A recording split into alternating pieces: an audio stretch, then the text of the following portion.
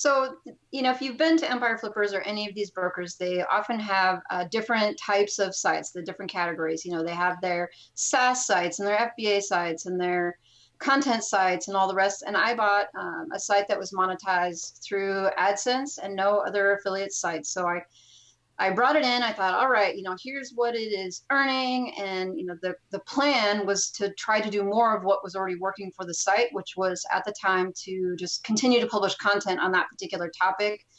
The seller provided, operating procedures and said, this is how I structure every single post. This is where I get the keywords. I mean, it wasn't a niche that I wasn't that familiar with, but I was super confident in my abilities to learn enough about the niche to be able to at least write about it because I'm a good researcher. And I thought, okay, I could do this. And so I did. I started creating content for the site that was very similar to what the seller had made, even though it wasn't really in my style and just the stuff that I had learned, because I wanted to keep doing what it was that he had done. And then I went and found an affiliate program that fit in with it and then added that. And it hasn't made a ton of money. It's added maybe somewhere between $5 and $50 a month on top of what it was earning before, but it's still just like one more thing that over time you hope that you would grow and then it would become more.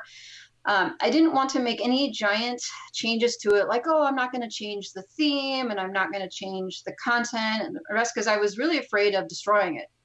Right? You have something that's already earning and you don't want to go in there necessarily and make too many changes to it because, who knows what Google's going to do with it, right? They may say, oh, well, this isn't what it was as it was before, and we're going to change the rank of all your posts, and then you lose all your traffic. And plus, I just don't know enough, right? Like, I'm not an expert. I'm not an SEO genius. I don't know how to test everything. So I, was just trying to do little things at a time.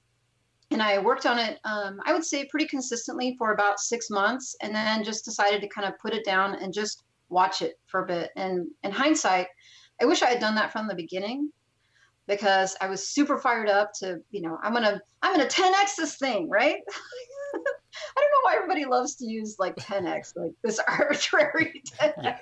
Like, I'm gonna go and I'm going to do this, right? And what I wish I had done, and I would advise anybody who's buying something in the future to do this, which is get it migrated and then sit on it and watch it, because there's so much that happens during migration and there's so many changes. And then when you start making changes, you don't necessarily know the impact of those changes, like we talked about earlier. So you would want to do one thing at a time rather than 10 things at a time. And, now looking back, it's hard to say, whether anything that I did at all was a good investment in my time or my money, because I was doing all kinds of things to a site that had just been migrated and needed to settle down. So have I been doing a good job?